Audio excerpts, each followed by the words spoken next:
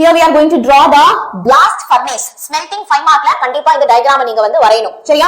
So first நான் வந்து ஒரு ரெக்டாங்கிள் போட்டுக்கிறேன். அதுக்கு மேல அதை விட சின்ன சைஸ் ஒரு ரெக்டாங்கிள், அதுக்கு மேல அதை விட சின்ன சைஸ் ரெக்டாங்கிள். இப்போ I have to draw a square.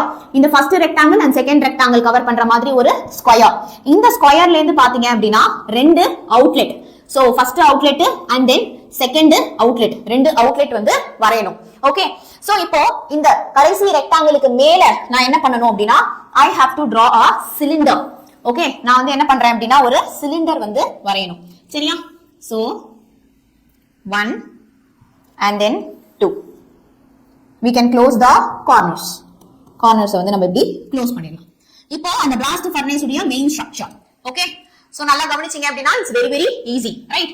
So என்ன பண்ணுங்க அப்படினா just இப்படி ஒண்ணு and then அந்த பக்கமும் இதே மாதிரி ஒண்ணு and then மேல நம்ம இது இப்படி போட் பண்ணி க்ளோஸ் பண்ணிடலாம். கிளியர்? இப்போ அதுக்கு மேல இன்னொரு ஒரு ரெக்டாங்கிள் வந்து நம்ம வரையணும்.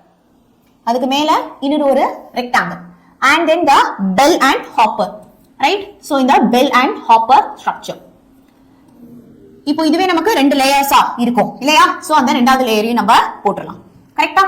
So this is second layer. clear?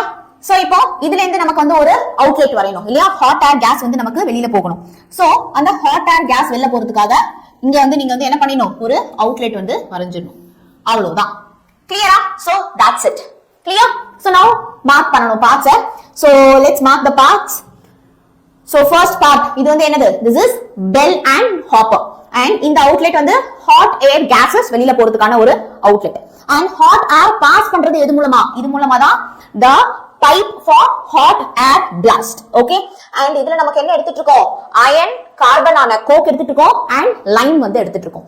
Then இங்க ரெண்டு அவுட்லெட் இருக்கும். ஒன்னு வந்து slag outlet தேவையில்லாத வெளியில போறதுக்கு and இந்த அவுட்லெட் வந்து பாத்தீங்க அப்படினா நம்ம iron கலெக்ட் பண்றோம் இல்லையா? So iron கான ஒரு அவுட்லெட். Okay? So இதுதான் நம்மளுடைய diagram for smelting process. Clear? Okay, super.